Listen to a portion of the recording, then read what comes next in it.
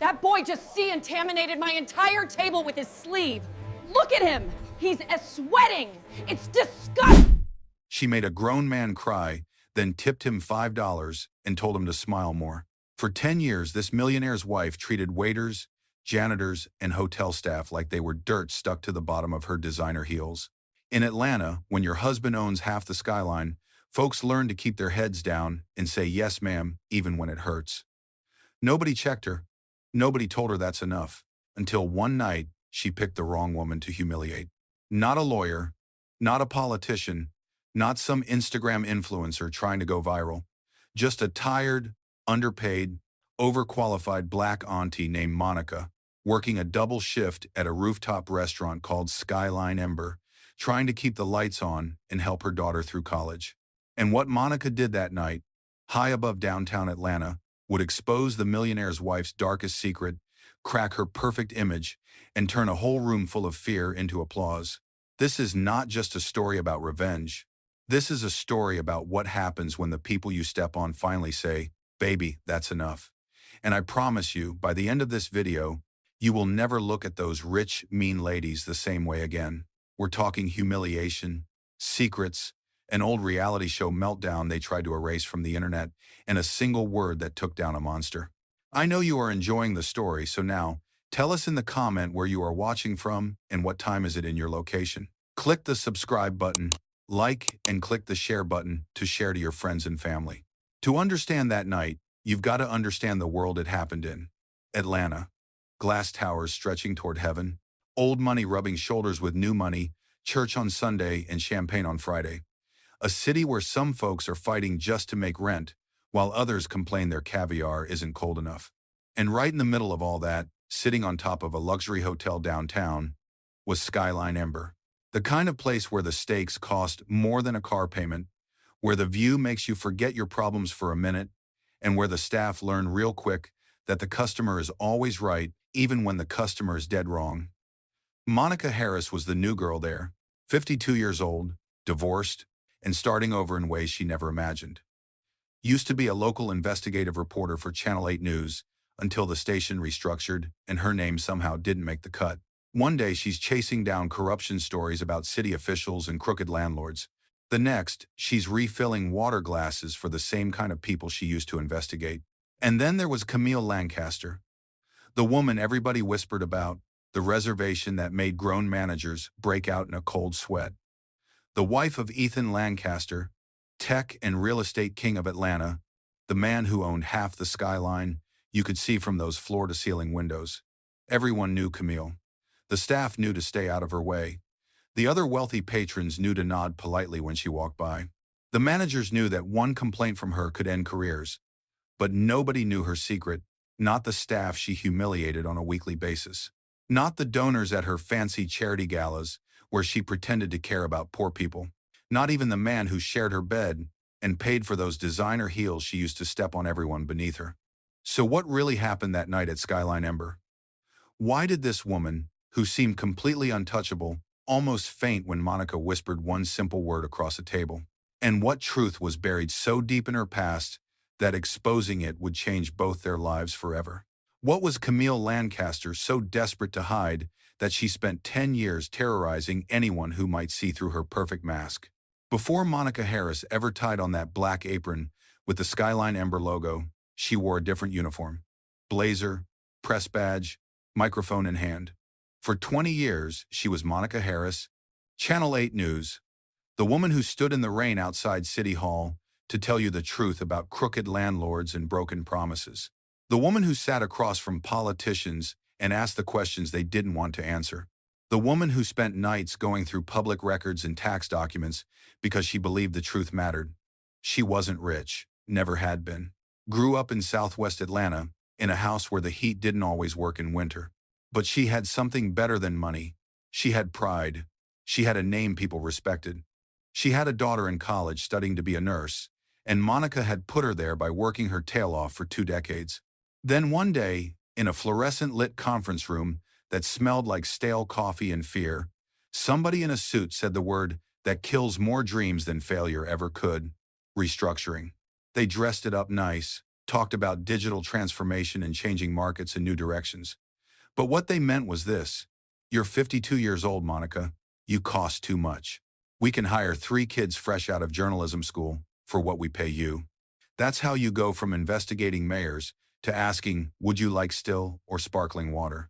Monica remembered the day she cleaned out her desk. 20 years of work fit into 2 cardboard boxes.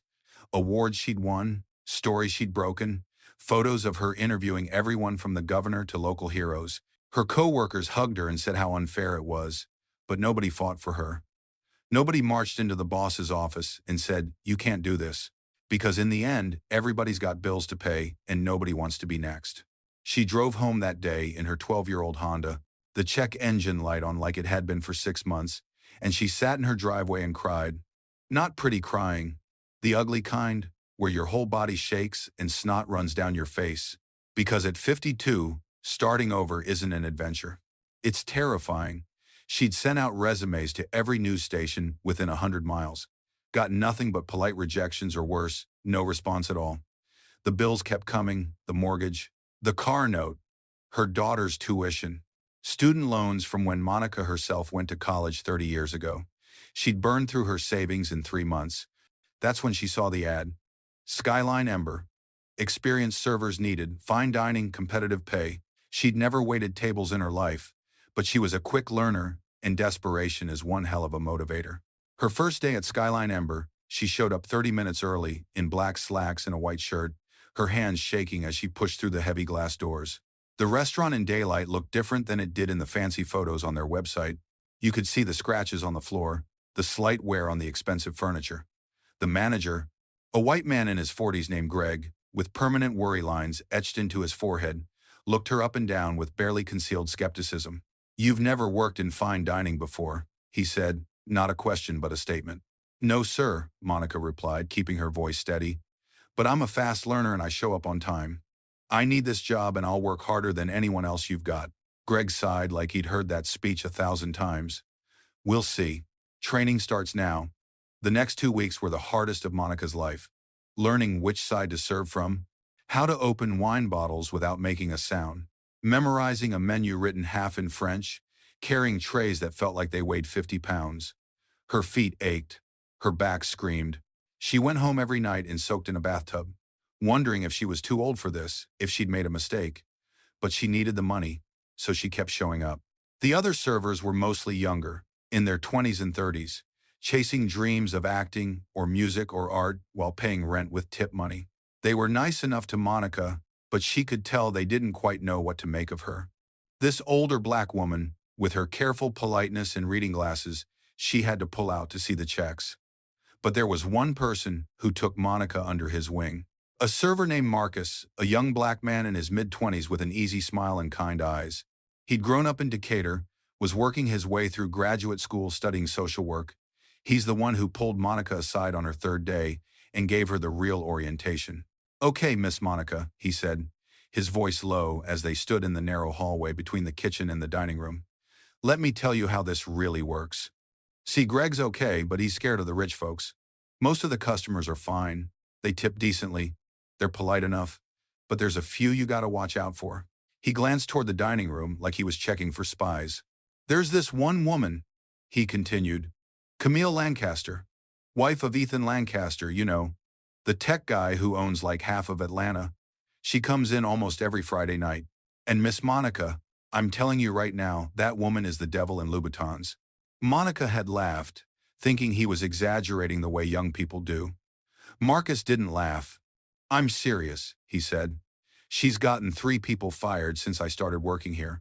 Made one girl cry so hard, she had a panic attack in the bathroom. Another guy, Jerome, he was saving up for his mom's surgery. She got him fired over nothing. Absolutely nothing. And he lost everything. His face darkened with the memory. She'll find something wrong no matter what you do. The water's too cold, too warm, and has a taste. The bread's too soft, too hard, not the right kind. She sends things back just to watch us scramble. And if you show any emotion, any reaction at all, she'll complain to Greg and you're done. Why doesn't anyone stop her? Monica asked. Marcus gave her a look that said she should know better. Because her husband owns the building this restaurant is in. Because she donates money to every charity in Atlanta and knows every important person in this city, because people like her don't get stopped, Miss Monica. They just get whatever they want. Monica filed that information away, that reporter instinct kicking in. The instinct that when someone has that much power and uses it to hurt people, there's usually a reason. Usually something they're hiding. She met Camille Lancaster 2 weeks into her job at Skyline Ember. It was a Friday night, the restaurant packed with the usual crowd of Atlanta's elite. Monica was assigned to Section 3, a relatively quiet area near the windows. She was refilling water glasses when she heard it. A shift in the energy of the room, like everyone suddenly got tense. She looked up and saw Greg practically running toward the entrance, his face doing that thing where he was trying to smile but his eyes were screaming panic. Then she saw why. The woman who walked through the door looked like she'd stepped out of a magazine. Mid-40s, white, with that kind of blonde hair that costs $500 to maintain. She wore a cream-colored dress that probably cost more than Monica's monthly mortgage, and pearls at her throat that caught the light. But it was her face that Monica noticed most. Beautiful in a cold way, like a sculpture. Sharp cheekbones, ice blue eyes, a mouth that smiled but never reached those eyes. She walked like she owned not just the room, but everyone in it. Behind her came her husband, Ethan Lancaster. Tall, distinguished, with gray at his temples, an expensive suit. But he looked tired, worn down, like a man who'd given up fighting battles he couldn't win. Monica watched as Greg nearly tripped over himself, seating them at table 12, the best table in the house, right by the window, with a perfect view of the Atlanta skyline. She watched as every server in the place suddenly found something to do that kept them far away from that section. Marcus caught her eye from across the room and mouthed, "That's her." Monica felt something stir in her chest. Not fear exactly, but recognition. She'd interviewed enough bullies in her journalism career to know one when she saw one. This woman, Camille Lancaster, ruled through fear, and everyone here had learned to be afraid. Over the next hour, Monica watched from a distance as Camille performed her routine. She sent back her water twice, claimed the first glass had a smell, the second had a temperature issue. She complained about the lighting, saying it made her husband look washed out. She sent back the bread basket because one roll was darker than the others. The server handling their table, a young white woman named Ashley, who couldn't have been more than 22, looked like she was about to cry by the time the entrees came out. Every time she approached table 12, her hands shook. Monica saw it all, and she saw something else too. The way Camille's accent would slip sometimes, just for a second, when she got particularly annoyed, that carefully cultivated Southern belle voice would crack, and something else would peek through. Something harder, rougher around the edges. Then came the moment Monica would never forget. The moment that showed her exactly who Camille Lancaster really was. There was a busboy named Kevin, a young black kid from East Point, maybe 19 years old. He was working his first month at Skyline Ember, still nervous, still learning. Monica had talked to him a few times during breaks. He was sweet, shy, saving up money to help his grandmother with her medical bills. That night, Kevin was clearing plates from the table next to Camille's. His hands were shaking, probably because he knew she was watching. As he reached for a plate, his sleeve, just his sleeve, passed maybe 6 inches above the edge of Camille's table. He didn't touch anything, didn't even come close. But Camille reacted like he'd thrown garbage at her. She gasped, loud enough for half the restaurant to hear, and pushed her chair back dramatically. "Excuse me," she said, her voice cutting through the dinner conversation like a knife. Everyone went quiet. Kevin froze, his eyes wide with fear. "That boy," Camille continued, pointing at Kevin like he was something dirty, "just contaminated my entire table with his sleeve. I've completely lost my appetite." Greg appeared within seconds, apologizing, offering to move them to a new table, to comp their meal, anything. But Camille wasn't done. "I don't want a new table," she said coldly. "I want to know why you're allowing staff with such poor hygiene practices to work near where people are eating." Her eyes raked over Kevin, who looked like he wanted to disappear into the floor. "Look at him. He's sweating. It's disgusting." Kevin was sweating because he was terrified and working hard, and it was warm in the restaurant. But Camille said the word disgusting like Kevin was less than human. "I want him removed from this dining room immediately," she said. and I'll be speaking to your manager about whether this establishment maintains proper standards." Monica watched Kevin's face crumble. Watched this 19-year-old kid who was just trying to help his grandmother get his dignity stripped away in front of a room full of wealthy strangers. Watched him walk toward the kitchen with his head down, his shoulders shaking, and she watched Camille smile. A small, satisfied smile, like she'd just won a game. That's when Monica knew. This wasn't about hygiene or standards, or any of the things Camille claimed. This was about power. This was about a woman who hurt people because she could, because it made her feel important, because nobody ever told her no. Monica thought about following Kevin to the kitchen to check if he was okay, but Marcus beat her to it. She saw him slip through the door, putting his arm around Kevin's shoulders.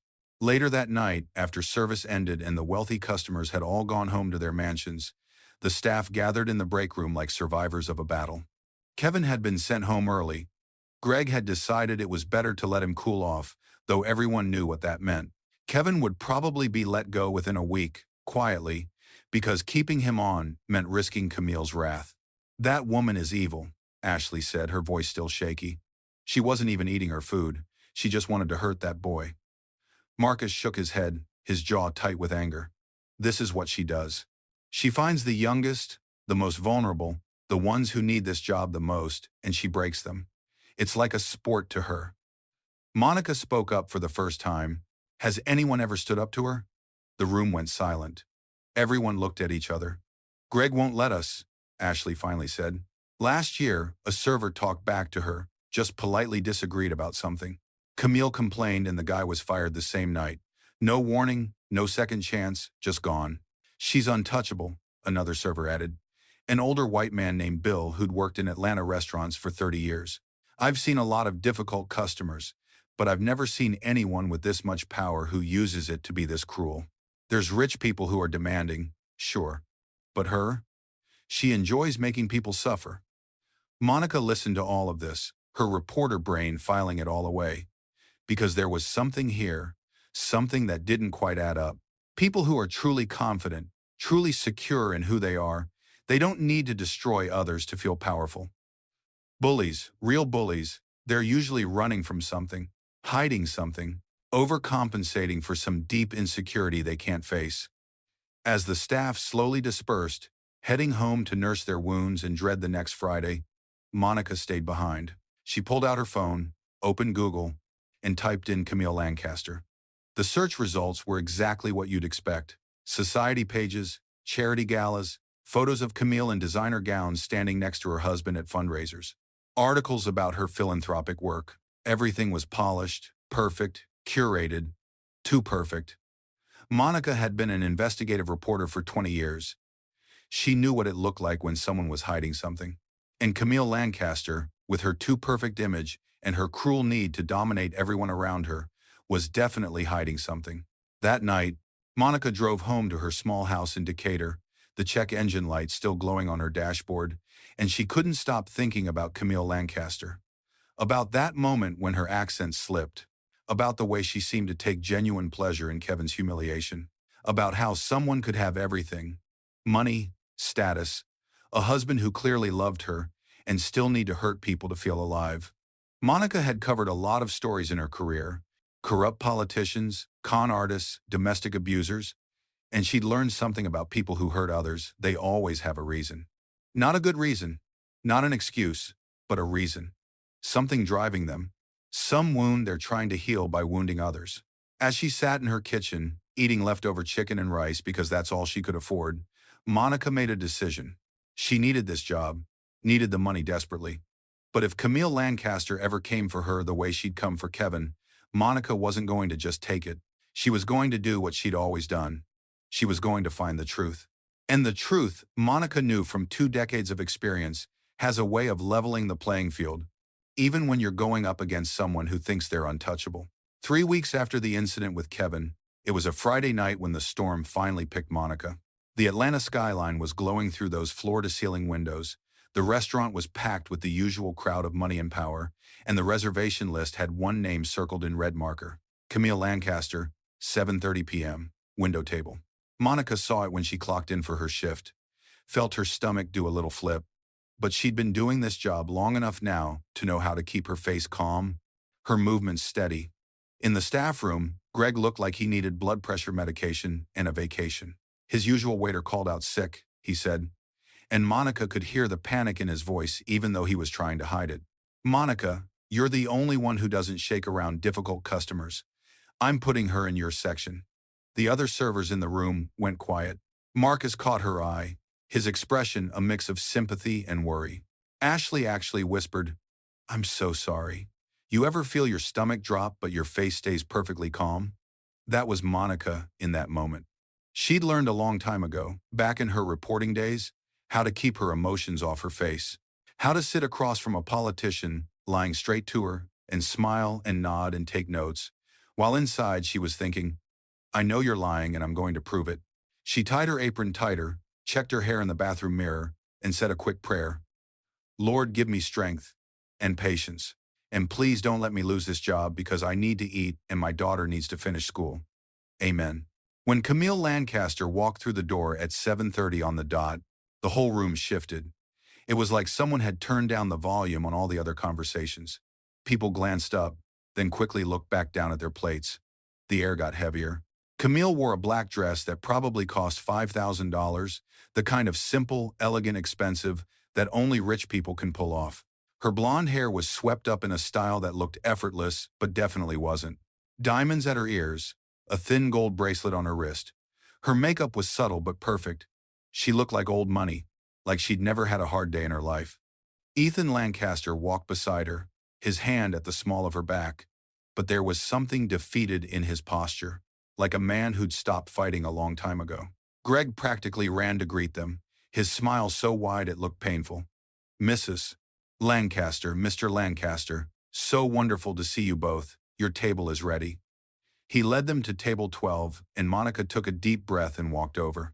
Good evening, Mrs. Lancaster, Mr. Lancaster, she said, her voice steady and professional. My name is Monica, and I'll be taking care of you tonight. Ethan looked up and smiled, a genuine tired smile. Thank you, Monica. Camille didn't look up from her menu, didn't acknowledge Monica's existence at all. After a long moment of silence, she spoke.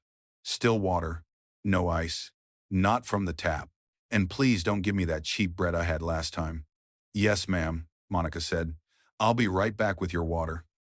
She walked to the bar, where Marcus was making drinks. He gave her a look that said, You good? She nodded, even though she wasn't sure she was. The water had to be perfect. She knew this. She'd heard the stories. She filled a glass with their best bottled water, added a paper-thin slice of lime, just the way the notes in Camille's file said she liked it. No ice, room temperature. She carried it back on a small tray, set it down gently in front of Camille. The bread basket came next. Only sourdough rolls, warm from the oven, with unsalted butter on the side. Monica had double-checked with the kitchen. Everything was exactly right. For maybe 30 seconds, she thought it might be okay. Then Camille picked up the water glass, took the smallest sip, and set it down with an expression of distaste. This water tastes strange, she said. Monica's heart sank. Strange how, ma'am? I'd be happy to bring you something else. Camille waved her hand dismissively. Just bring me something that doesn't taste like it came from a garden hose. Yes, ma'am. Monica took the glass, brought back a different brand of bottled water, same temperature, same lime. Camille didn't even taste this one. She just looked at it and sighed like Monica had personally offended her by existing. Then came the bread basket. Camille picked up one roll, tore it in half, and examined it like she was a scientist studying a specimen. Is this butter salted? She asked. No, ma'am, unsalted, just as you prefer. It tastes salted. Monica knew for a fact it wasn't salted. She'd watched the kitchen prepare it. I apologize, ma'am. I'll bring you a fresh selection immediately. Do you people not write things down? Camille asked, her voice carrying to nearby tables. Or is attention to detail just not a priority here anymore? Every sentence was a little slap. Every comment designed to make Monica feel small, incompetent, less than. Monica smiled through it all. Apologized through it all. Fixed things through it all. The way service workers have done since the beginning of time. On the outside, she was the picture of professional calm. On the inside, she was praying and cussing at the same time. Ethan Lancaster looked uncomfortable, like he wanted to say something but didn't dare. He ordered the steak, his voice quiet, apologetic. Camille took her time with the menu, asking questions about every ingredient, sending Monica back to the kitchen 3 times to confirm details the chef had already confirmed. Finally, she ordered the lobster bisque to start, followed by the sea bass. Monica put the order in, checking and double-checking every detail with the kitchen. The chef, a middle-aged black man named Antoine, who'd been cooking in fine dining restaurants for 25 years, looked at the order and shook his head. "That woman," he muttered, "every week. Same drama. Don't worry, Miss Monica. This bisque is perfect. I tasted it myself. It's hot, it's seasoned right, it's exactly the way she ordered it last time." Monica watched him ladle the soup into an expensive porcelain bowl, watched the steam rise, watched him place it carefully on the pass. She carried it out to table 12, moving carefully through the crowded dining room, the bowl radiating heat through the tray. She set it down gently in front of Camille. "Your lobster bisque, ma'am." Camille didn't touch it right away. She let it sit there while she finished saying something to Ethan, something about a charity board meeting that was boring her to tears. Then finally she picked up her spoon, dipped it into the soup, lifted it halfway to her lips, and stopped. She lowered the spoon slowly, deliberately, set it down on the plate beneath the bowl with a soft click that somehow sounded loud in the suddenly quiet section of the restaurant. She looked up at Monica, and Monica saw it in her eyes. This wasn't about the soup. This had never been about the soup. This was about the performance, about the power, about reminding everyone who was in control. "Is there a problem in the kitchen tonight?" Camille asked, her voice loud enough for half the restaurant to hear. Monica felt every eye in the room swing toward them. Conversations stopped mid-sentence, forks paused halfway to mouths. Everyone wanted to see what would happen next. "No, ma'am," Monica said, keeping her voice level. "Is something wrong with the soup?" Camille sighed, a long, dramatic sigh that said she was dealing with incompetence beyond measure. "It's cold," she announced. "Completely cold. I expect my soup to be hot, Monica. Is that really so hard to understand?" The soup was not cold. Monica had carried it from the kitchen, maybe 45 seconds ago. She'd felt the heat coming off it. She'd seen the steam. Everyone in that room knew the soup was hot. But this wasn't about the soup.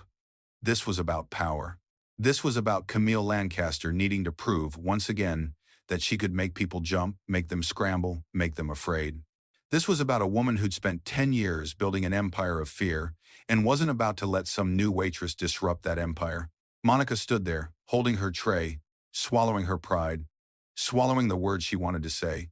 She thought about Kevin, sent home in tears. She thought about all the other servers who'd been fired, humiliated, broken by this woman. She thought about her own bills, her own desperation, her daughter's tuition, and then she thought about something else. She thought about all the years she'd spent as a reporter, facing down people who abused their power. Politicians who lied, business owners who exploited workers, people who thought their money or position made them untouchable. She'd never been afraid of those people. She'd looked them in the eye and asked the hard questions and found the truth they didn't want found. Why was she afraid now? And in that moment, standing there in front of Camille Lancaster while the whole restaurant watched, Monica Harris made a decision, a quiet decision that would change everything. She wasn't going to scream. She wasn't going to throw anything. She wasn't going to make a scene or get herself fired. But she also wasn't going to let this go. She was going to do what she did best. She was going to investigate. "I apologize, Mrs. Lancaster," Monica said, her voice perfectly professional. "I'll have a fresh bowl brought out immediately, piping hot." She reached for the bowl, but Camille placed her hand over it. "Don't bother," she said coldly. "The moment is ruined. My appetite is completely gone." She looked at her husband. "You see, Ethan, this is what I mean about standards falling everywhere." Ethan just sighed into his wine glass.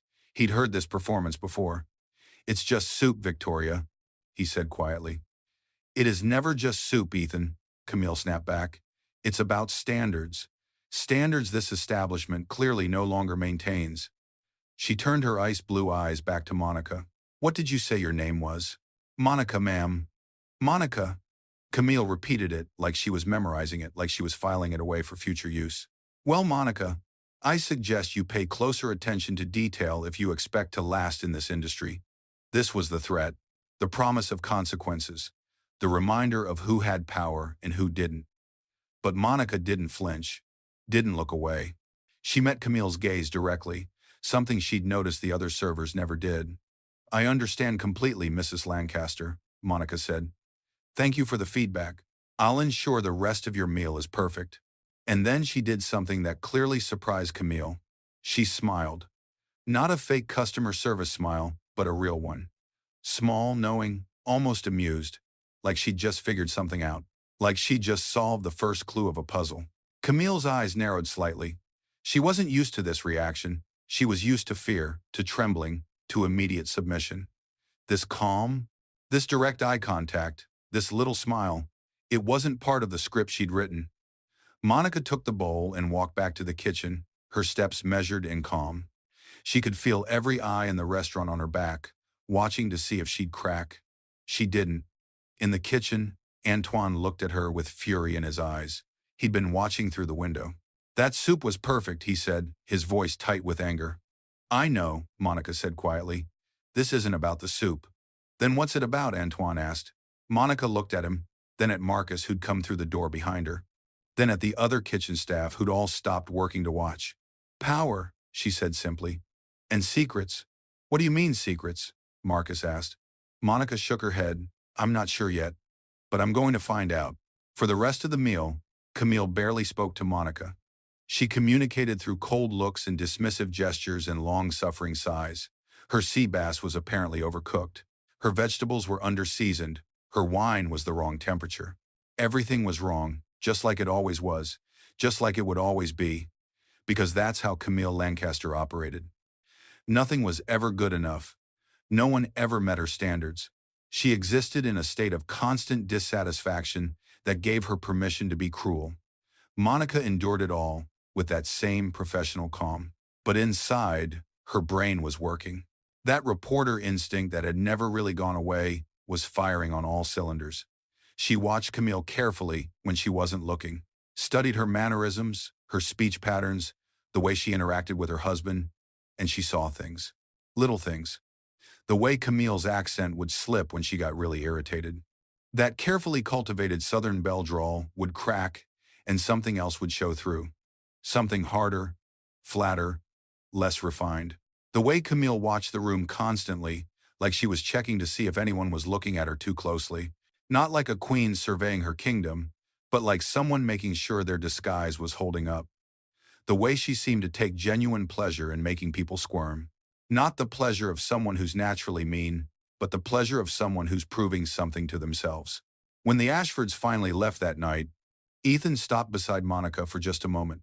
He pressed a folded bill into her hand discreetly, not meeting her eyes. "I apologize for the difficulties tonight," he said quietly. "She's under a lot of stress." Then he hurried after his wife, his shoulders hunched like he was carrying a weight too heavy to bear. Monica looked at the bill later. $200. Guilt money. But this wasn't about stress, and Monica knew it. She'd seen enough bullies in her career to recognize the pattern. Camille Lancaster wasn't stressed. She was performing, playing a role. And the question that kept circling in Monica's mind was, why? Why did someone who had everything, money, status, security, need to terrorize servers and busboys? Why did someone who seemed so confident spend so much energy proving her superiority? In Monica's experience, people who were truly secure didn't need to make others feel small. People who were truly who they claimed to be didn't watch rooms like they were worried about being recognized. After closing that night, after the last customer had left and the lights had been turned up and the staff was cleaning and counting tips, Monica sat in the break room with her phone. She opened Google and typed Camille Lancaster into the search bar. The results were what she expected. Society pages, charity galas, photos of Camille in designer gowns standing next to Ethan at fundraisers, articles about her philanthropic work, her involvement with various Atlanta organizations. Everything was polished, perfect, curated. Too perfect. Monica had been an investigative reporter for 20 years. She'd learned how to see what wasn't there. And what wasn't there in all these articles and photos was any mention of Camille Lancaster before about 10 years ago. No childhood photos, no mentions of her family, no college information, no history. It was like she'd appeared fully formed at age 35, already married to a billionaire, already part of Atlanta's elite. People don't just appear, Monica thought. Everyone comes from somewhere.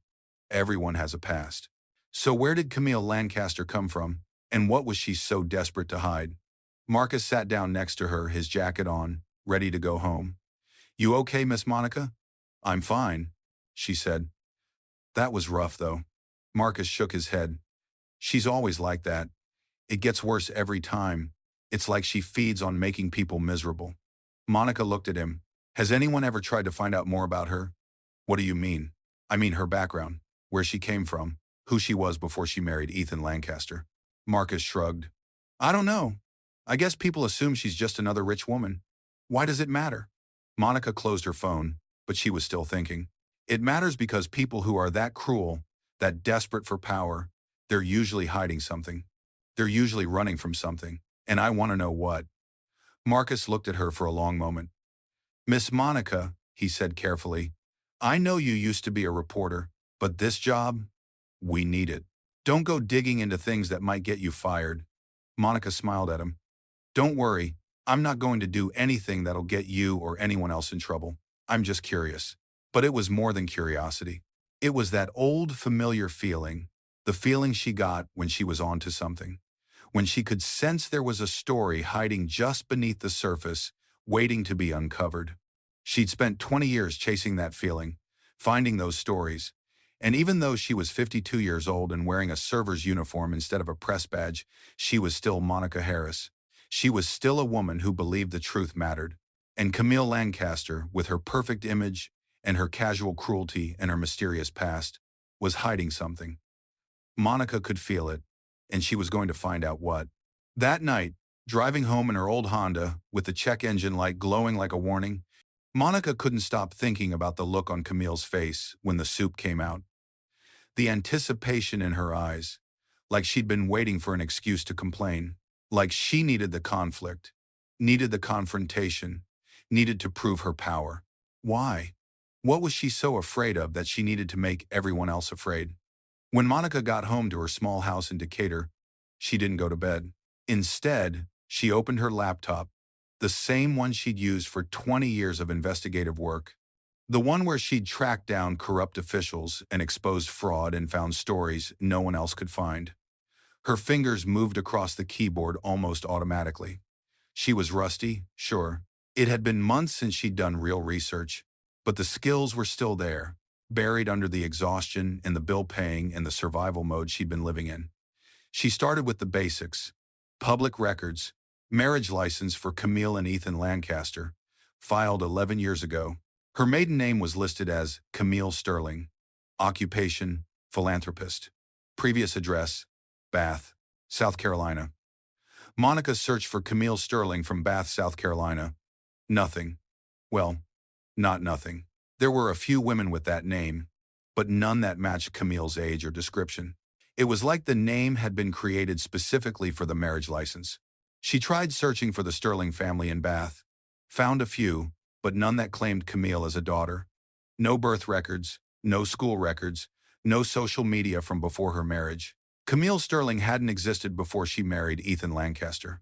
Or if she had, she'd covered her tracks very, very carefully.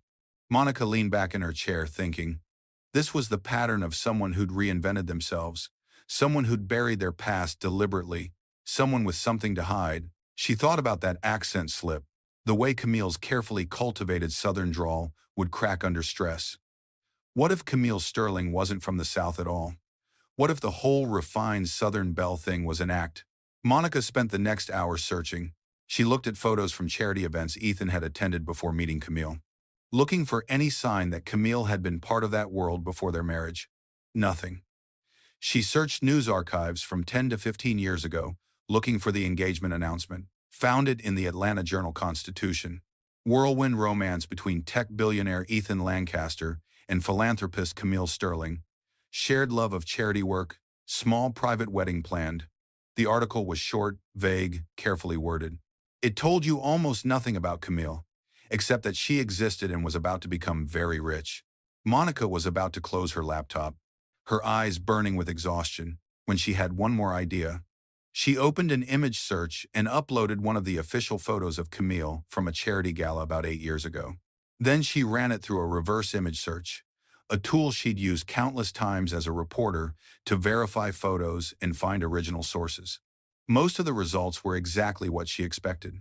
The same photo repeated across society websites and news articles. But then, buried on page 7 of the results, something different appeared. A link to an old, barely functioning website. The kind of website that hadn't been updated since the early 2000s. Monica clicked it, her heart starting to beat faster. The page loaded slowly, the design ancient and clunky. It was for a modeling agency in Charlotte, North Carolina. Budget models and talent. The kind of agency that represented people for local commercials and car shows and mall events. And there in a grid of headshots from what looked like 15 years ago, was a photo that made Monica's breath catch in her throat. The woman in the photo was younger, maybe late 20s. Her hair was a different color, brassy blonde instead of the elegant ash blonde Camille wore now. Her makeup was heavier, cheaper looking. She was trying too hard, the way young women do when they're desperate to be noticed. But the bone structure was unmistakable. The sharp jaw, the high cheekbones, the cold, calculating look in those ice blue eyes. It was Camille Lancaster. But the name under the photo wasn't Camille Sterling, it was Candace Bright. If this story has your heart racing, comment "I'm still watching." Let's see who's truly following till the end. Monica stared at that photo on the modeling agency website for a long time. Candace Bright. The name felt wrong, like it didn't quite fit, like it was another costume this woman had tried on before settling on Camille Lancaster. She screenshotted the image, saved it to a folder on her desktop labeled Research, the same folder where she used to keep files on corrupt city councilmen and fraudulent business owners. Then she kept digging. She searched for Candace Bright, Charlotte, North Carolina, found a few scattered mentions. A local newspaper article from 14 years ago about a charity fashion show where she'd been a model.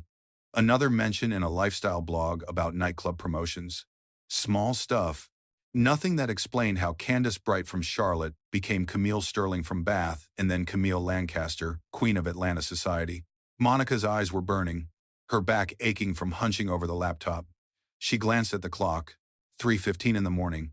She had to be back at Skyline Ember for the dinner shift in 14 hours. She should sleep. But that reporter instinct wouldn't let her stop. Not yet. Not when she was this close to something. She tried a different approach, searched for Ethan Lancaster's dating history, any mentions of girlfriends or relationships before Camille. Found a few articles from business magazines, but they focused on his companies, his innovations, and his wealth. His personal life was kept carefully private. Then she found something interesting. An old interview from 12 years ago, right before he met Camille. The interviewer had asked about his personal life, and Ethan had said something that stuck with Monica. He'd said he was tired of the dating scene in Atlanta, tired of women who only saw his bank account.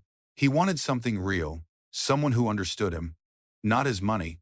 Monica sat back, thinking, that's the vulnerability Candace Bright, or whoever she was, had found.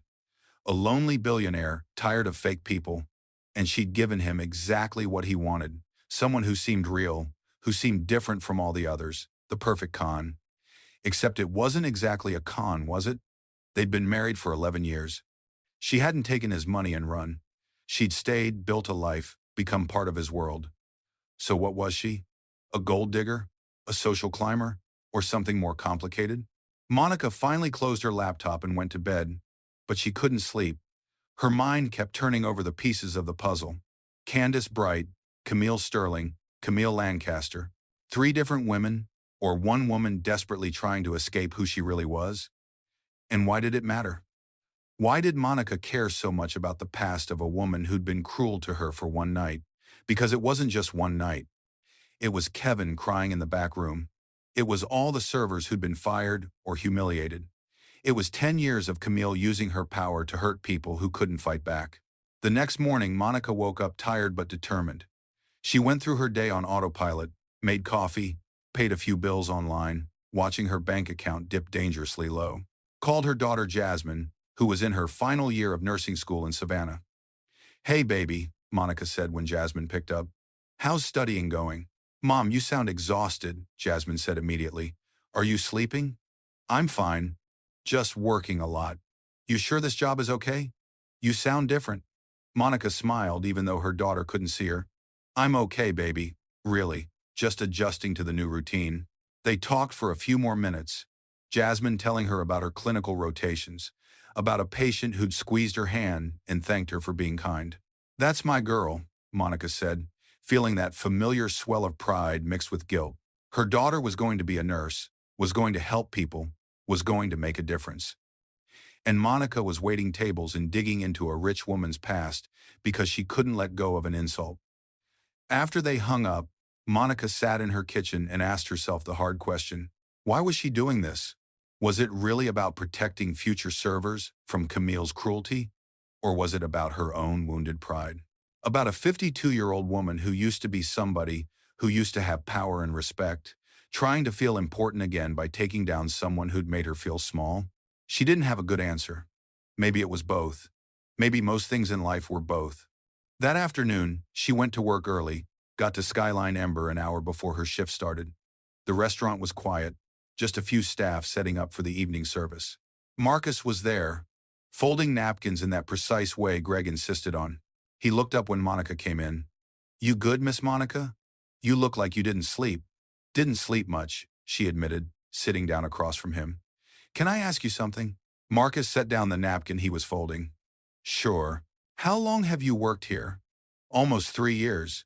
So you've been dealing with Camille Lancaster the whole time? Marcus's face darkened. Yeah. She's been coming here since before I started. She's a regular nightmare. Has she always been like that? This cruel? Marcus thought about it. You know, when I first started, one of the older servers told me she used to be a little different. Not nice exactly, but not as bad. Like she was still learning how to play the role of a rich society wife. But over the years, she got worse. Meaner. Like she was trying harder and harder to prove something. That matched what Monica had been thinking. Someone performing a role, and the performance getting more extreme over time. What do you mean by learning the role? Monica asked. Marcus shrugged. Just little things people noticed. Like she'd watch how other wealthy women acted and then copy them. The way they held their wine glasses, the way they complained about things, even the way they talked. One server said it was like she was studying them, trying to figure out how to fit in. As they were talking, another voice joined the conversation. That's exactly right. Monica turned to see Jess, one of the bartenders, a white woman in her early 30s, with sleeve tattoos and sharp green eyes. She'd been working at Skyline Ember for 5 years, longer than almost anyone except Greg. Jess leaned against the bar, drying a glass. I've been watching that woman for years, she said, and I'm telling you, something's not right about her. What do you mean? Monica asked, her reporter instincts fully awake now. Jess glanced around to make sure no one else was listening, then lowered her voice. Her accent slips. You notice that? When she gets really upset or angry, that whole Southern Belle thing disappears. She sounds different, less refined, like she's from somewhere else entirely. Monica felt her pulse quicken. Where do you think she's really from? Jess shrugged. I don't know, but I grew up in Decatur, and sometimes when her accent slips, she sounds like Decatur. Like working-class Atlanta, not fancy Bath, South Carolina, or wherever she claims she's from. Decatur. The name hit Monica like a lightning bolt. She remembered the reverse image search, the modeling agency in Charlotte. But what if there was more? What if Candace Bright was just another stop on this woman's journey to reinvention? There's something else, Jess continued. About 2 years ago, I saw her at a different restaurant, a casual place in Virginia Highland. I was there with friends. She was there with some charity board people. And when she didn't know anyone was watching, when she thought she was just among her own crowd, she was different. Louder, brasher. The accent was completely different. It was like seeing a different person. Monica filed all this away. Marcus and Jess both looked at her expectantly. Why are you asking all these questions, Miss Monica? Marcus said gently. What's going on? Monica hesitated. She didn't want to get anyone else involved. Didn't want anyone else to risk their jobs. Just curious, she said finally. That woman got under my skin the other night, and I guess I'm trying to understand why someone with everything would need to be so cruel. Jess snorted. People like her are never satisfied. They could have all the money in the world and still need to prove they're better than everyone else. Maybe, Monica said. Or maybe they're trying to prove it to themselves. After her shift that night, Monica went home and opened her laptop again. This time she had a new search term. She typed Decatur, reality show, Atlanta. At first, the results were just random shows that had been filmed in the area. Then she refined the search. Decatur, reality show, pageant 2000. And there it was. Southern Nights, Atlanta After Dark. A reality show that had aired on a small cable network in the mid-2000s. The description said it followed young women trying to make it in Atlanta's party and entertainment scene. It had run for one season before being canceled. Monica found a fan site, one of those old forums that people had abandoned years ago, but that still existed in the forgotten corners of the internet. She scrolled through episode discussions, cast photos, and gossip about where the women were now. And then she saw a name that made her stop breathing. Cami Lee, one of the most memorable contestants, according to the forum. Dramatic, ambitious, had a huge meltdown in the season finale. There were links to clips, but most of them were dead, videos long since removed from the internet. But one link still worked. A video someone had uploaded to an obscure streaming site and forgotten about. Monica clicked it, her hand trembling slightly. The video quality was terrible, clearly recorded off someone's TV in the mid-2000s. The opening showed a montage of young women getting ready to go out, applying makeup, choosing outfits, talking to the camera, and then there she was. Younger, maybe late 20s. Her hair was a brassy blonde, overprocessed and too big. Her makeup was heavy, the kind that looked good in dim club lighting, but harsh in daylight. She wore tight jeans and a sequin top that showed too much. But it was her, the same sharp cheekbones, the same ice blue eyes, the same mouth, though it smiled more in this video, smiled in a way that looked desperate, hungry. "My name is Cami Lee," she said to the camera. Her accent nothing like the refined drawl Camille Lancaster used now. This was pure Atlanta, working class, rough around the edges. "I'm from Decatur, and I'm gonna be somebody. I'm not staying broke forever. I'm gonna find a man with money, and I'm gonna live the life I deserve." The confidence in her voice was undercut by something else. Fear, desperation. The look of someone who decided that being somebody, anyone, was better than being nobody. Monica watched as the episode played out. Cami Lee flirting with older men at clubs. Cami Lee bragging about sugar daddies who bought her things. Cami Lee getting into arguments with other women on the show. Her language crude, her temper quick. This wasn't the controlled, cold cruelty of Camille Lancaster. This was raw, unfiltered desperation. Then Monica found another clip. The season finale. It was a pageant held at some low-rent venue, the kind of place that is rented out for car shows and flea markets.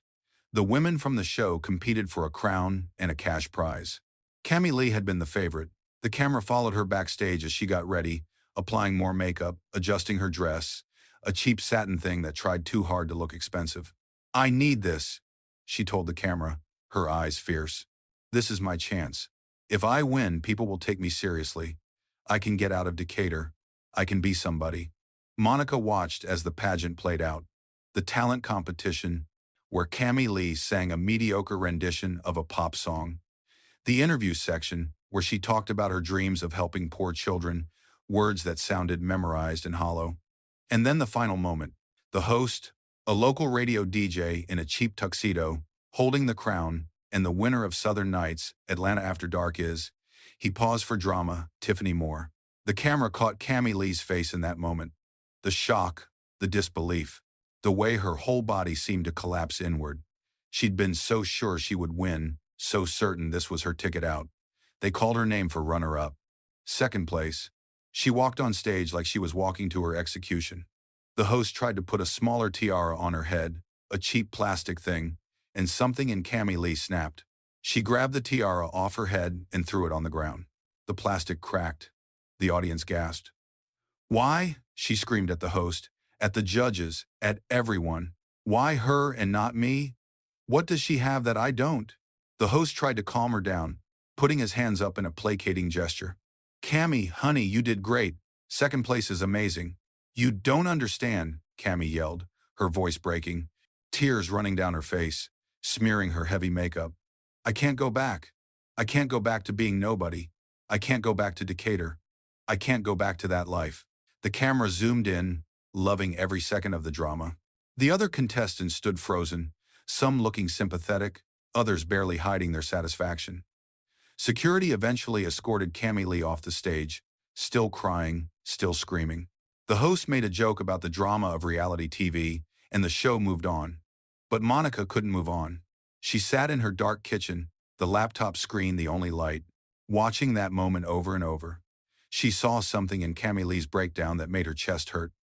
This wasn't just about losing a pageant. This was about a woman who'd put everything, her entire sense of self-worth, into escaping poverty and obscurity. And when that escape was denied, when she was told she was second best, something inside her broke. Monica understood poverty. She'd grown up with it, had fought her way out of it through education and hard work. She understood the shame of it, the way it made you feel less than, the way it followed you even after you had money. But she'd never let it make her cruel. She'd never decided that the only way to feel valuable was to make others feel worthless. Yet watching Cammy Lee's meltdown, Monica felt something unexpected. Not just disgust at who this woman had become, but pity. Pity for the scared girl underneath all the performance.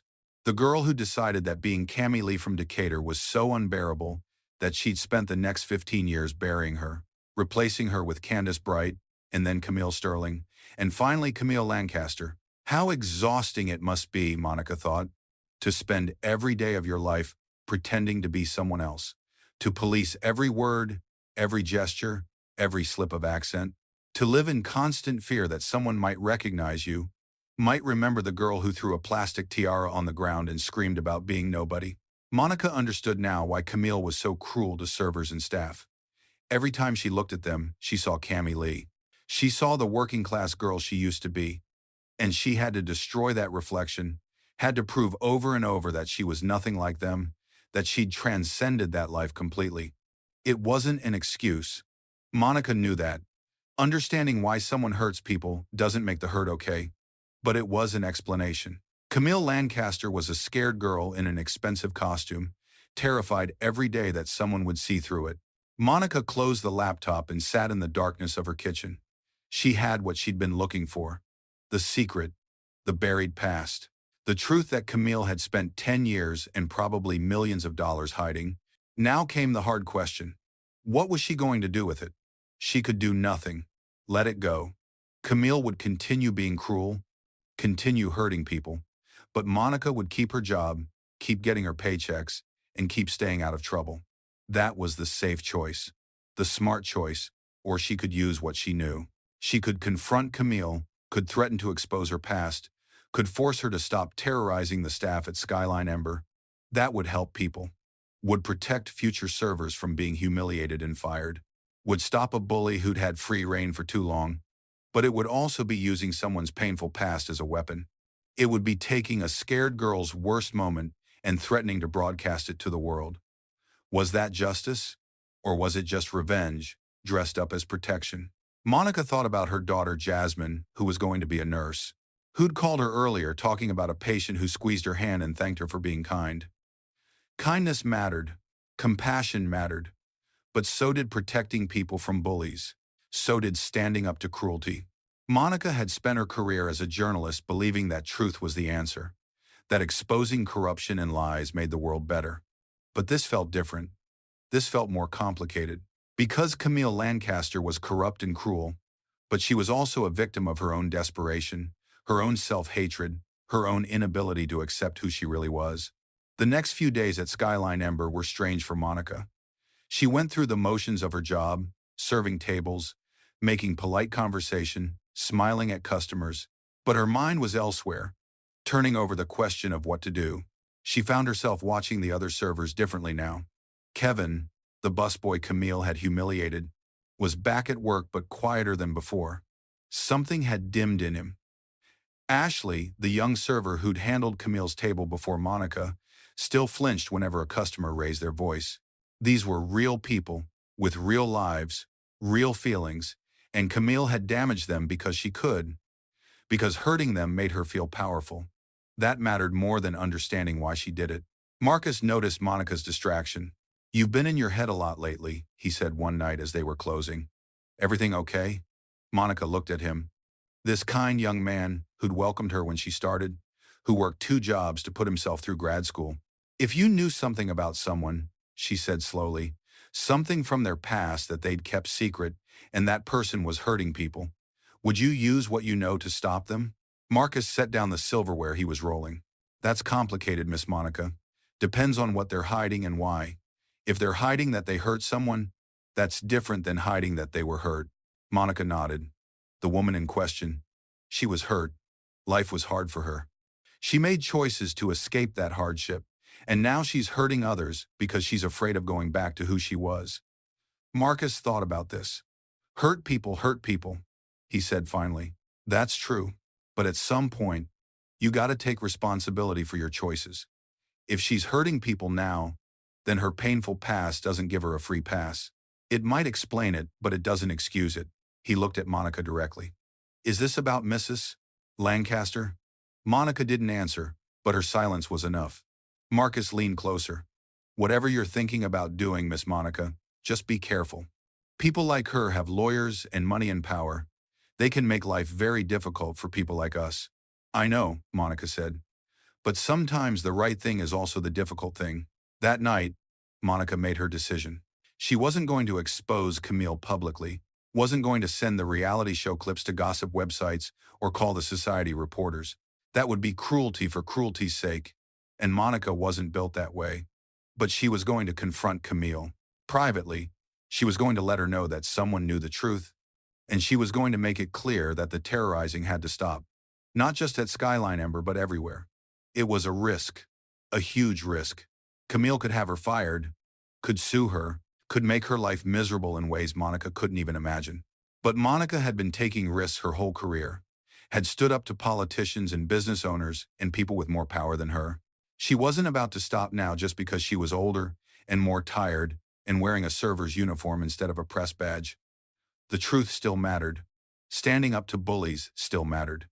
And if Monica Harris had learned anything in 52 years on this earth, it was that the cost of doing nothing was always higher than the cost of doing something. She opened her laptop one more time and saved all the evidence she'd found. The modeling agency photo of Candace Bright, the reality show clips of Cami Lee, the articles and timelines that proved Camille Sterling hadn't existed before 11 years ago. She backed it all up on a flash drive and put it in a safe place. Then she waited for the next Friday night, when Camille Lancaster would inevitably return to Skyline Ember, when she would sit at her usual table and look for someone new to torment. Except this time, Monica Harris would be ready. This time, the woman with nothing left to lose would face the woman who was terrified of losing everything. And the truth, that powerful, dangerous, necessary thing, would finally come to light. Monica lay in bed that night, her heart pounding with anticipation and fear.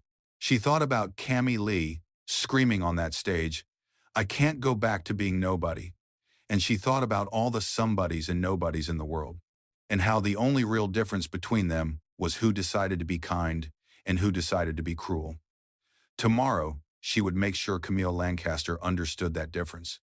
Tomorrow, the reckoning would come. 3 weeks passed. 3 weeks where Monica went to work every day carrying the weight of what she knew, wondering if she'd have the courage to use it when the moment came. 3 weeks where she watched the other servers jump at shadows, still afraid even though Camille hadn't been back since that soup incident. 3 weeks where Monica rehearsed in her mind what she would say, how she would say it, trying to find the words that would stop a bully without becoming one herself. Then on a Thursday evening when the sky was threatening rain and the air felt heavy with electricity, she came back. No husband this time, no friends. No entourage of wealthy socialites, just Camille Lancaster, walking through the doors of Skyline Ember like she owned not just the restaurant but the very air everyone was breathing. She wore a sharp black suit, perfectly tailored, with a white silk blouse underneath. Her hair was pulled back in a severe bun. No jewelry except for her wedding ring, a diamond so big it could probably pay off Monica's mortgage twice over. She looked like she'd dressed for war. The restaurant was moderately busy, early dinner crowd, business people grabbing meals before heading home. Greg saw her come in and his face went pale. He rushed over, that familiar panic in his eyes. "Mrs. Lancaster," he started. "We weren't expecting you tonight. Your usual table is occupied, but I can have them moved immediately." Camille didn't even look at him. "Where's Monica?" she said. It wasn't a question, Greg stammered. Monica? She's working tonight, in Section 2. I can have her reassigned if you'd prefer. I asked where she is, Camille repeated, her voice cold and sharp. Not what section she's working. Where is she right now? Greg pointed with a shaking hand toward the far side of the dining room, where Monica was taking an order from a young couple. Camille walked toward her without another word to Greg, her heels clicking on the hardwood floor like a countdown. Monica saw her coming, had been half expecting this moment since the night she discovered the truth. She finished taking the couple's order, her hands steady as she wrote, her voice calm and professional. She could feel every server in the place watching, could feel the familiar tension settling over the room like a storm cloud. Camille didn't wait for Monica to come to her. She walked straight to table 12, her usual table by the window, and sat down. Then she looked at Monica and lifted one finger. A summoning, a command. Come here. Monica took her time walking over. She kept her pace measured, her face neutral. Inside, her heart was hammering. But 20 years of interviewing people who wanted to intimidate her had taught her how to hide fear. Yes, Mrs. Lancaster, she said when she reached the table. How can I help you tonight? Sit, Camille said. Monica hesitated. Ma'am, I'm on duty. Sit, Camille repeated, her voice dropping to something low and dangerous. Or I will buy this restaurant by tomorrow morning and fire every last person who works here. Do you understand me? I will buy it, gut it, turn it into a parking lot, and make sure none of you ever work in this city again. Sit down. The threat hung in the air like poison. Monica glanced around. Every eye in the restaurant was on them now. Greg looked like he might have a heart attack. Marcus stood frozen by the kitchen door, his face tight with worry. Monica pulled out the chair across from Camille and sat, her back straight, her hands folded calmly on the table, her face giving away nothing. For a long moment, Camille just stared at her. Those ice-blue eyes, cold and calculating, trying to find a crack, a weakness, a place to push until Monica broke. I don't know what game you think you're playing, Camille finally said, leaning forward, her voice a hiss that only Monica could hear. But I've had my husband's people look into you, very thoroughly. Monica Harris, 52 years old, former reporter for Channel 8 News until you were let go 9 months ago. You have a mortgage you can barely afford on a house in Decatur that's probably worth less than what you owe. You have a daughter in nursing school in Savannah, tuition bills you're drowning in. You have credit card debt, student loans from 30 years ago that you're still paying off. Your car is falling apart. Your bank account has $473 in it as of this morning. She leaned back, a cruel smile playing at her lips. You are nobody. You have nothing. You are barely hanging on by your fingernails, and you think you can play games with me? Monica listened to all of this without flinching. Yes, everything Camille said was true. Yes, she was broke and struggling and desperate. But she'd been underestimated before by people who thought money was the only kind of power that mattered. By the time I'm done with you, Camille continued, her voice getting colder, you won't be able to get a job mopping floors at a gas station. I will call every restaurant in Atlanta, every hotel, every catering company. I will tell them you're unstable, that you threaten me, that you're dangerous to have around customers. I will sue you for harassment. My lawyers will bury you in paperwork until you can't afford to eat. I will make sure your daughter knows that her mother threw away everything because she couldn't keep her mouth shut and do her job. She paused, letting the threats sink in. And if you think your little journalism career gives you some kind of protection, think again. I know everyone who matters in this city. Every newspaper editor, every TV station manager, every person with any influence. You will be blacklisted from every industry. You will be nothing. You will be invisible. She waited for tears, for begging, for Monica to crack and crumble the way so many others had before. Monica just looked at her, really looked at her, saw the fear underneath the threats, saw the desperation in the way Camille was trying so hard to seem powerful, saw the scared girl from Decatur who'd never really left, who was just buried under expensive clothes and a fake accent. Then, very calmly, very quietly, Monica said 2 words that changed everything. That's cute, Cammy. The effect was instantaneous. Camille froze. Her face went completely still. The blood drained from her cheeks. Her mouth opened slightly, but no sound came out. For the first time since Monica had met her, Camille Lancaster looked truly afraid. What did you call me? She whispered. Cammy Lee. Monica said, keeping her voice steady and low. From Decatur. From that little reality show back in the day, Southern Nights, Atlanta After Dark. Remember that? Remember that pageant at the end of the season? Remember that plastic tiara you threw on the ground when you didn't win? Camille's hands gripped the edge of the table so hard her knuckles turned white. She looked like she might be sick. She looked like she wanted to run but couldn't make her legs work. You don't know what you're talking about, she said, but her voice shook. Her carefully cultivated accent slipped, and for just a second, Monica heard it, the real voice underneath. Working class Atlanta, Decatur, the voice of Cammy Lee. I know exactly what I'm talking about, Monica said. She leaned forward slightly, matching Camille's earlier posture. You're not Camille Sterling from Bath, South Carolina. There is no Camille Sterling from Bath. That woman never existed. Before that, you were Candace Bright, low-level model in Charlotte. And before that, you were Cammy Lee from Decatur, reality TV contestant who had a breakdown on camera because you couldn't stand the idea of going back to being nobody. With each word, Camille seemed to shrink. The powerful, intimidating billionaire's wife was disappearing, being replaced by something smaller, more fragile. Stop, Camille whispered. Please. But Monica wasn't done. Not yet.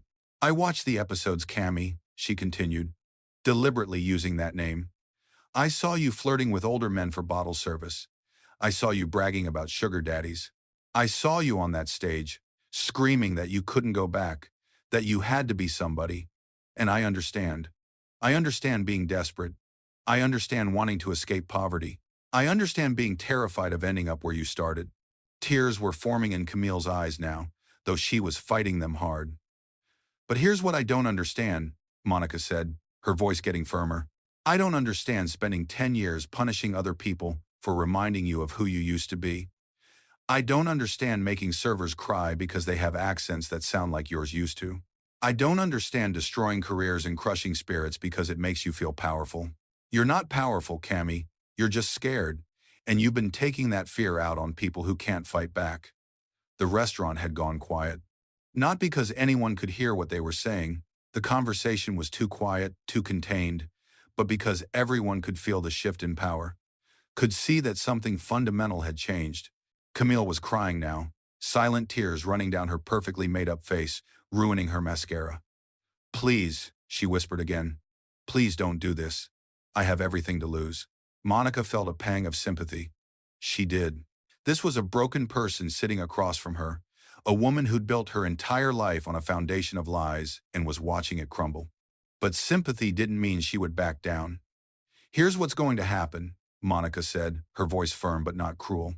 You're going to leave this restaurant. You're not coming back. Not tomorrow, not next week, not ever. You're going to stop harassing servers and busboys and hostesses and bartenders in this city. All of them. Everywhere. If I hear even one story, if I hear about you making someone cry at another restaurant, if I hear about you getting someone fired for no reason, I will send every piece of evidence I have to your husband's PR team, to every charity board you sit on, to every gossip website and news outlet that would love this story. Camille opened her mouth to protest, but Monica held up a hand. I'm not done. You're going to go home and think about who you are and who you want to be. You're going to decide if being Camille Lancaster means continuing to hurt people or if it can mean something better. You've spent 15 years running from Cammy Lee, from Decatur. Maybe it's time to stop running and figure out how to live with her. Camille stared at her, tears still falling. Why are you doing this? Because 10 years ago, you made a young man named Kevin cry, Monica said. And last month, you tried to make me feel like nothing. And I'm tired of watching bullies win just because they have money. You're not untouchable, Cammy. You never were.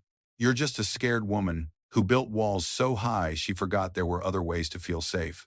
For a long moment, neither of them moved. Then slowly, shakily, Camille stood up. She tried to say something but couldn't find words. She looked around the restaurant, at all the people carefully not looking at her, at the staff who'd feared her for so long. She straightened her jacket, an automatic gesture, trying to gather whatever dignity she had left. Then she walked toward the door, not with the confident stride she'd had coming in, but like someone who'd just survived something terrible and wasn't sure how to keep walking. She paused at the entrance, her hand on the door. She looked back at Monica one time. There was no anger in her face now, just exhaustion, just defeat, just the face of someone who'd been carrying a heavy secret for too long and had finally been forced to set it down. Then she pushed through the door and disappeared into the rainy Atlanta night. For a moment, the restaurant stayed silent. Then, from the kitchen, someone started clapping. Slow at first, then faster. Then someone else joined in, and another. Within seconds, the entire staff was applauding. The servers, the busboys, the bartenders, the kitchen crew, even some of the customers who'd sensed something significant had just happened. They were clapping for Monica, for someone finally standing up. For the end of a 10-year reign of terror, Greg stood by the host stand looking shell-shocked. Marcus had tears in his eyes, smiling wide. Ashley was crying and laughing at the same time. But Monica didn't join the celebration. She felt the weight of what she'd just done. The life she'd potentially destroyed, the secret she'd weaponized, the woman she'd broken, even if that woman had broken others first. She picked up her water pitcher from where she'd set it on a nearby table. She walked to table 6, where an elderly couple was waiting patiently for refills. "Water?" she asked, her voice steady, professional, like nothing unusual had just happened. "Yes, please, dear," the woman said, then added quietly, "That took courage. What you did, however you did it, that took real courage." Monica poured their water, managed a small smile, and moved on to the next table. Because the thing about courage, real courage, is that it doesn't always feel good. Sometimes it feels heavy. Sometimes it feels complicated. Sometimes you stand up to a bully and win, and instead of feeling triumphant, you just feel tired. That night, as Monica drove home through the rain in her beat-up Honda, with the check engine light still glowing, she thought about Cammie Lee screaming on that reality show stage, "I can't go back to being nobody." She thought about all the years Camille had spent running, reinventing, performing, all the energy wasted on maintaining a lie, all the people hurt along the way. She thought about her own life. 52 years old, broke, working as a waitress. Was she somebody or nobody? Did it even matter? Maybe the whole question was wrong. Maybe there were no somebodies and nobodies, just people. Some trying to survive, some trying to be kind, some so scared of their own past that they became cruel in the present. Monica didn't know if she'd done the right thing. She'd stopped a bully, yes. Protected future servers from humiliation and abuse. But she'd also used someone's painful past as a weapon. Had forced a woman to face the thing she'd spent 15 years running from. Was that justice? Or just another kind of cruelty? She didn't have an answer. Maybe there wasn't a clean answer. Maybe life was just a series of complicated choices where you did the best you could and hoped the good outweighed the harm. When she got home, she found a text message from an unknown number. It was short, just 2 words. "Thank you." Monica stared at it for a long time, wondering who'd sent it. Kevin? Ashley? Marcus? Or maybe someone who'd worked at Skyline Ember years ago and had been broken by Camille and heard somehow that it was finally over. She didn't text back, just saved the message and went to bed. Tomorrow she'd wake up and go to work and serve tables and try to pay her bills. Tomorrow Camille Lancaster would wake up in her mansion and decide what to do with the ruins of her carefully constructed life. Tomorrow the sun would rise over Atlanta and life would go on, complicated and messy and human. But tonight, for the first time in 10 years, the servers at Skyline Ember could sleep without being afraid. And maybe that was enough. Maybe that was everything. Life moved on, the way it always does, whether you're ready or not. Word spread through Atlanta's restaurant scene like wildfire, though nobody knew the details. Just whispers. "Did you hear about Skyline Ember? Camille Lancaster isn't going there anymore." Something happened. Someone finally stood up to her. The stories grew and changed with each telling, the way stories do. But the core truth remained. The reign of terror was over. Monica kept working at Skyline Ember for a few more weeks. The atmosphere in the restaurant changed completely. The staff walked taller, smiled more easily, and didn't flinch when wealthy customers got demanding. It was like someone had opened all the windows in a house that had been closed up too long, letting fresh air finally circulate. Kevin, the young busboy, came back to work full-time. He still had that quiet sadness about him, but slowly, week by week, Monica watched him start to laugh again, start to relax. One night he thanked her, didn't say what for. But she knew. Don't thank me, Monica told him. Just promise me something. When you make it, when you're successful and have everything you want, promise me you'll remember what it felt like to be treated like you didn't matter. Promise me you'll be kind. I promise, Miss Monica, he said, and she believed him. But Monica didn't stay at Skyline Ember forever. The truth was, serving tables had never been her dream, just a necessity. And once she'd proven to herself that she still had the skills, still had the courage to investigate and confront and find truth, she started feeling restless. Then one afternoon, about 6 weeks after the confrontation with Camille, a man came into the restaurant for lunch. Asian American, probably in his late 40s, wearing an expensive but understated suit. He sat alone, ordered efficiently, and spent most of his meal watching the staff work, watching Monica specifically. When she brought his check, he looked up at her and smiled. "Monica Harris," he said. It wasn't a question. "Yes, sir," she replied, suddenly alert. That reporter instinct telling her this wasn't a normal customer. "My name is David Cho," he said, handing her a business card. "I run a private investigation firm here in Atlanta. I was having dinner here about 2 months ago, the night you had that conversation with Camille Lancaster. I couldn't hear what you said, but I saw how you handled yourself. Calm under pressure, strategic, fearless." Monica looked at the card. Cho Investigations, licensed private investigator, corporate and personal cases. "You don't just serve tables," David continued. "You read people. You find things. You connect dots. Those are rare skills, and I need someone with those skills." He stood up, left a generous tip, and started to walk away. Then he paused and turned back. "I know you used to be a reporter. I know you lost your job through no fault of your own. I'm offering you a chance to do what you're actually good at, what you were meant to do. Give me a call if you're interested." 3 days later, Monica started working for Cho Investigations. The pay wasn't amazing at first, but it was better than waiting tables, and more importantly, it was work that mattered. Work that used her brain and her skills. Work that made her feel like herself again. David trained her on the private investigation side of things, the legal requirements, the surveillance techniques, the interview strategies, but mostly he just let her do what she'd always done. Dig, research, connect dots that seemed impossible to connect, find truth. For 3 months, Monica threw herself into the work. She helped a woman prove her business partner was embezzling. She tracked down a deadbeat dad who owed 6 years of child support. She investigated insurance fraud, corporate espionage, custody disputes. Every case was different. Every case mattered to someone. And slowly, steadily, Monica started to feel like herself again. Like Monica Harris, investigator. Not Monica Harris, failed reporter who ended up waiting tables. Just Monica Harris, a woman who found truth. She moved out of her tiny rental in Decatur into a slightly less tiny apartment in Virginia Highland. Nothing fancy, but it was hers, and the rent wasn't quite so crushing. She was able to send her daughter Jasmine a little extra money for expenses. Was able to get her car properly fixed, that check engine light finally gone. She stayed in touch with some of the staff from Skyline Ember, had coffee with Marcus once a month. He was almost done with his master's degree in social work, already had a job lined up at a nonprofit helping homeless youth. "You changed my life, Miss Monica," he told her one afternoon over coffee.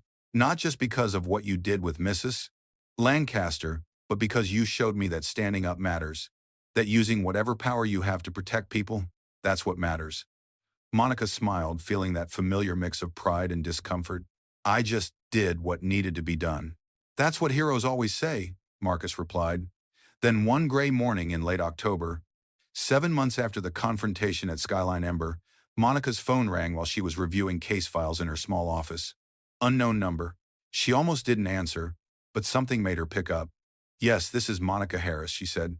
"Miss Harris," a man's voice said, formal and strained. "This is Ethan Lancaster." Monica's heart stopped. She hadn't heard that name in months, had deliberately not looked up any news about the Lancasters, had tried to move forward and not look back. "Yes, Mr. Lancaster," she said carefully. "How can I help you?" There was a long pause. She could hear him breathing, could hear what sounded like he was trying to compose himself. "My wife is dead," he finally said.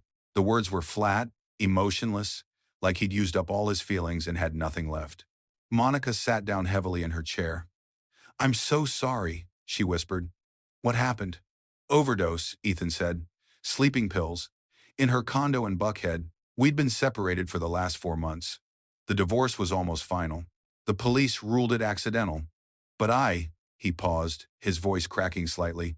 I don't think it was an accident. Monica closed her eyes, feeling the weight of those words settle over her. Mr. Lancaster. She started, but he cut her off. I'm not calling to blame you, he said quickly. I know what my wife did. I know how she treated people. I knew for years and I didn't stop it, which makes me complicit. I'm calling because she left something for you. A letter. The police found it when they found her. It's addressed to you.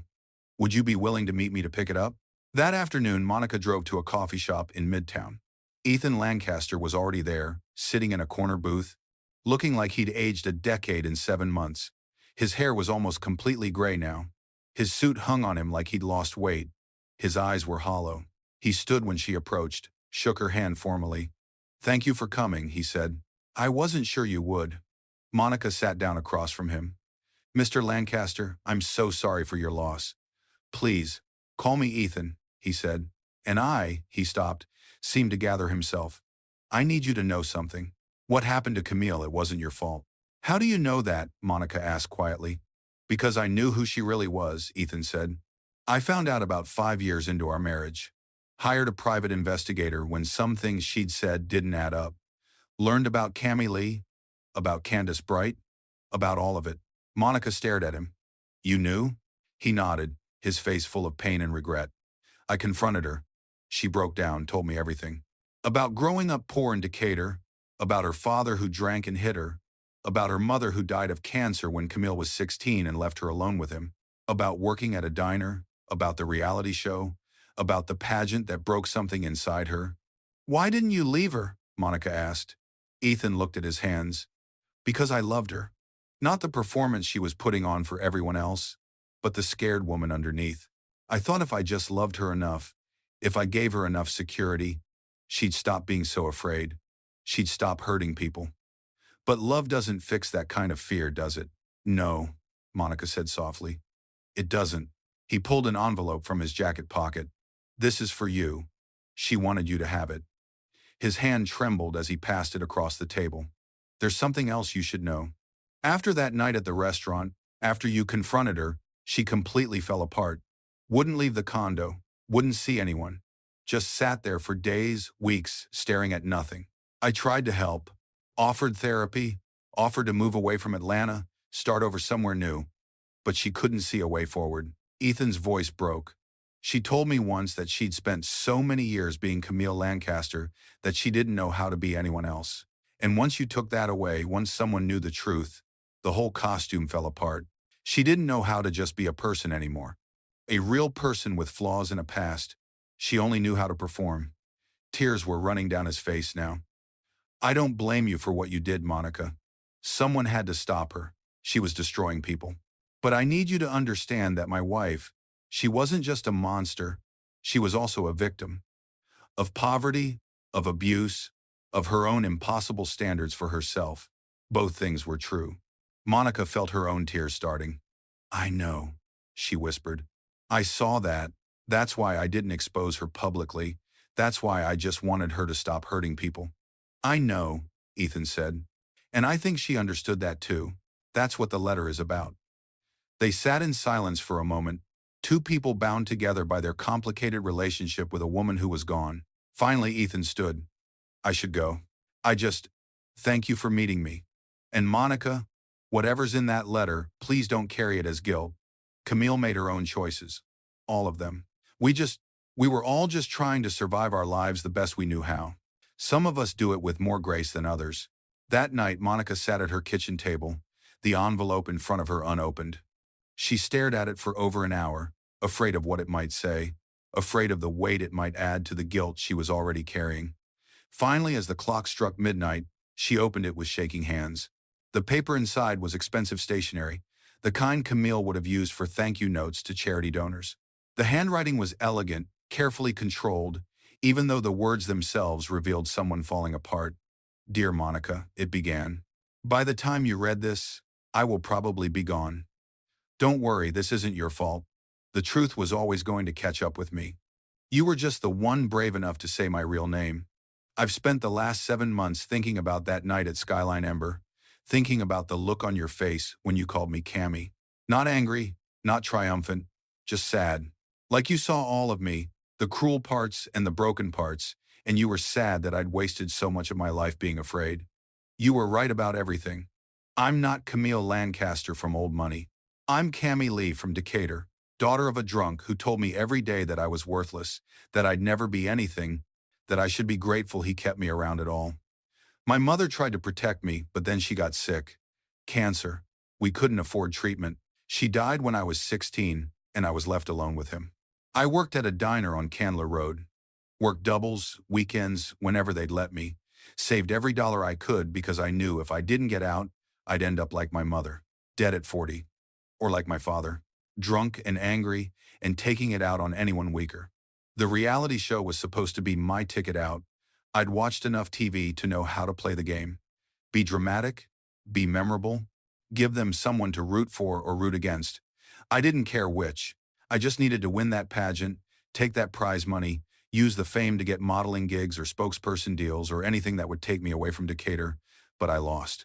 And when I lost, something inside me broke, because I realized that even when I tried my hardest, even when I performed perfectly, I was still just Cammy Lee from Decatur, still second place, still not good enough. So I decided to become someone else, someone who would always be good enough, someone who couldn't lose because she'd never really been poor or desperate or broken. Candace Bright was my first try. Moved to Charlotte, got some modeling work, practiced a new accent, tried to sand off all the rough edges. But Candace was still too close to Cammy, still too real, so I killed her too and created Camille Sterling, rich girl from South Carolina, refined, educated, everything I wasn't. I studied wealthy people like I was writing a thesis, watched how they moved, how they talked, what they cared about, practiced until it was perfect. And then I met Ethan, sweet, lonely Ethan, who just wanted someone to love him for himself, not his money.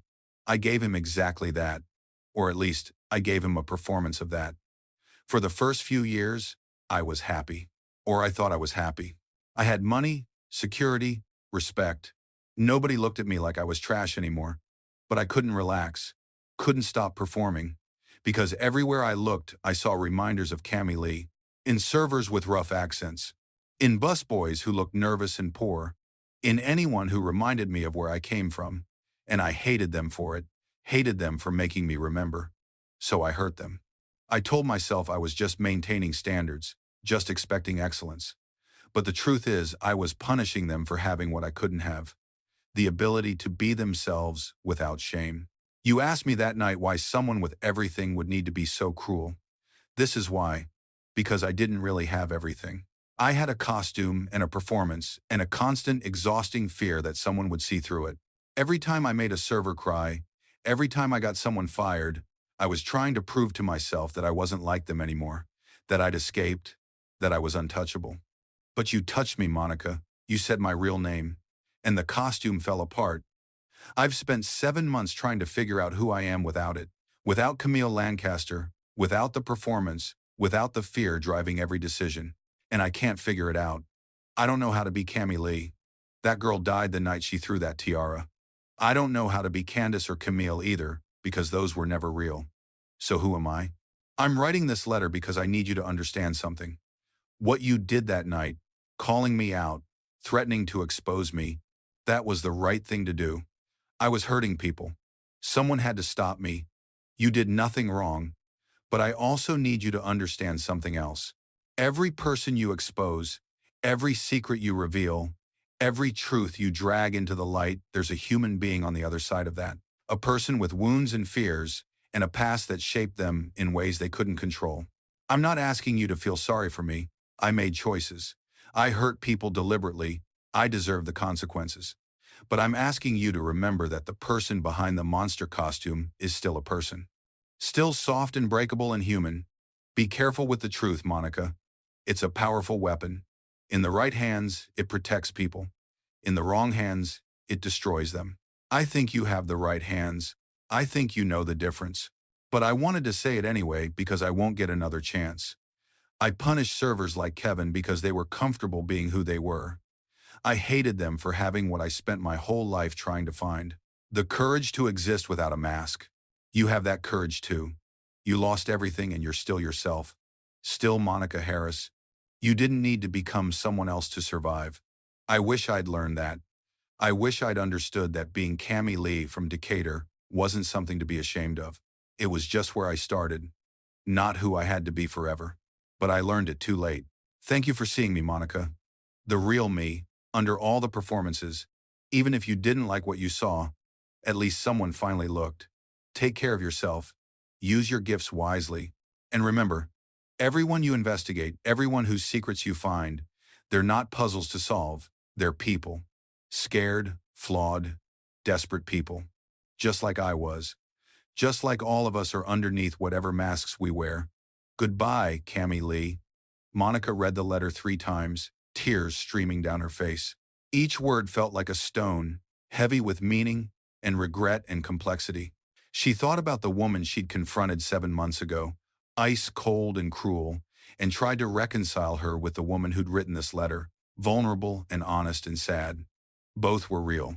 Both were Camille, or Cami, or whoever she really was. The next day, Monica called in sick to work. She drove to Skyline Ember for the first time since she'd left. It was mid-afternoon, the restaurant closed, but she knew Greg would be there doing inventory. He let her in, gave her a long hug.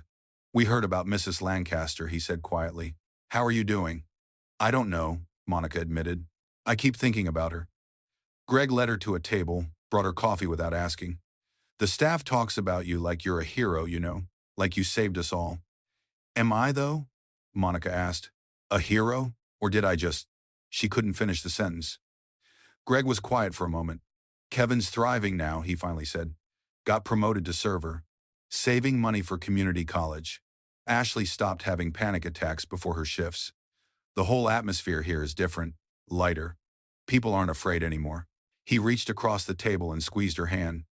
"What you did mattered, Monica. It helped real people in real ways. The fact that it also hurt someone who was hurting people herself, that doesn't make it wrong. It just makes it complicated. Life is complicated." That afternoon, Monica drove to Decatur, to the neighborhood where Cami Lee had grown up. She found the street address from an old public record, the house where Camille had lived with her parents. It was a small house, run down, with bars on the windows and a yard full of weeds. Someone else lived there now. The paint was peeling. A kid's bike lay on its side in the driveway. Monica sat in her car across the street and tried to imagine a teenage girl living there, working at a diner, taking care of a dying mother, enduring a father who told her she was worthless, dreaming of escape, believing that being anyone else would be better than being herself. She understood that desperation now in a way she hadn't before. She'd felt it herself when she lost her job, when she couldn't pay her bills, when she was 52 and starting over and terrified of ending up with nothing. The difference was, Monica had never decided to hurt others to feel better about herself. She'd never built a costume of cruelty to hide her fear. But maybe that was luck as much as virtue.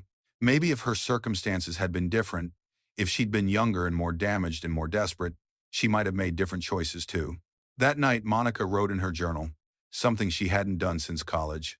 She wrote about Camille, about cruelty and fear, and the cost of pretending to be someone you're not. She wrote about guilt and responsibility and the weight of truth.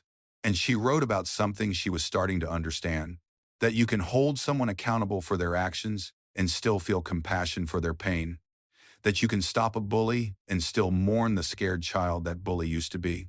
That truth is necessary, but it's not always kind. And that using truth as a weapon, even when justified, still leaves marks on everyone involved. Over the next few months, Monica continued working for David Cho, but she changed how she approached cases. Before taking a job, she asked more questions.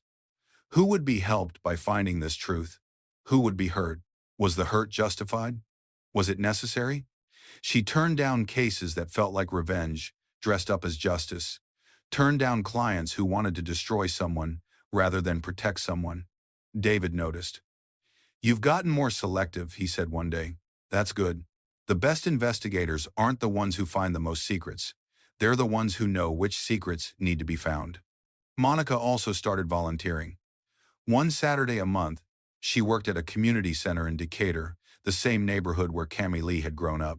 She helped teenagers with job applications, with college essays, with figuring out how to escape poverty without losing themselves. She told them stories, not about Camille, but about choices and consequences and the difference between reinventing yourself and running from yourself.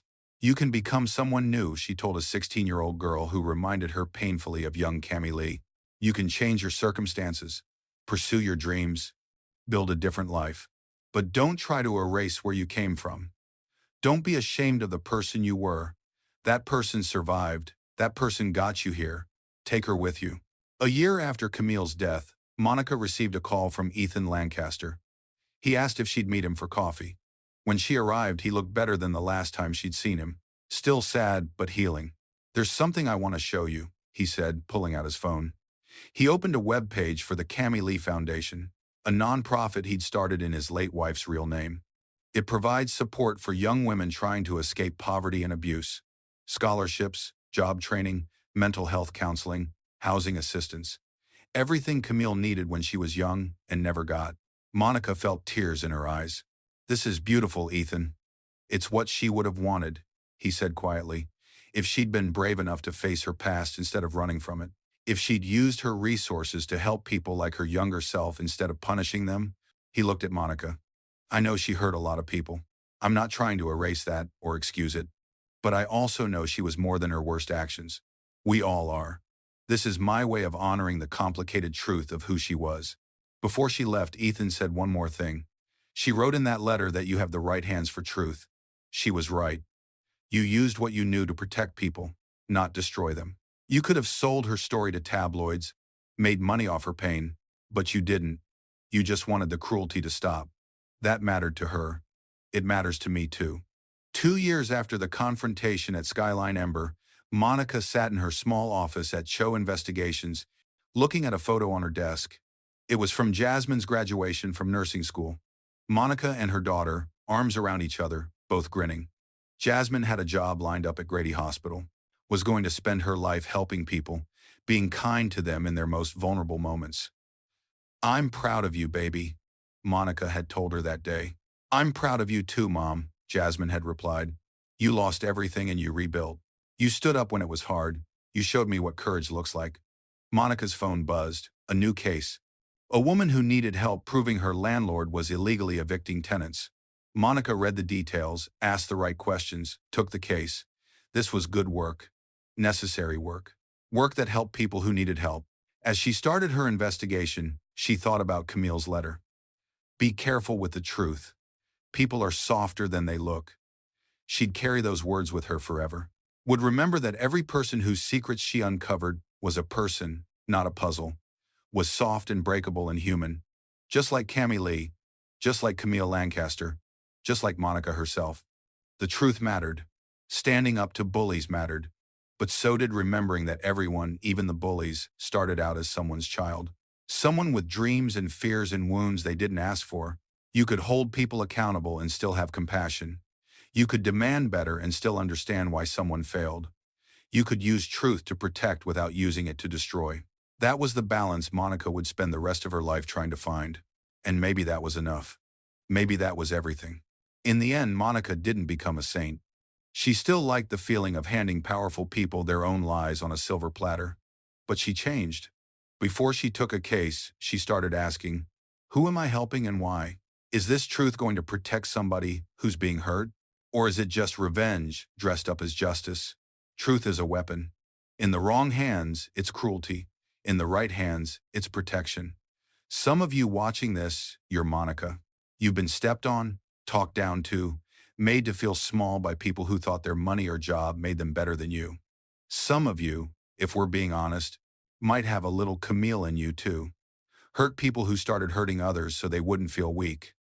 The point isn't to pretend you're perfect. The point is to choose every day not to use your pain as a weapon. So let me ask you, what would you have done in Monica's place? Would you have called her Cammy in front of the whole restaurant? Would you have gone further or walked away? Tell me in the comments. I want to hear your heart on this. And if you think this story was something, wait till you hear the next one. Subscribe for more stories that will touch your heart and keep you thinking long after the video ends.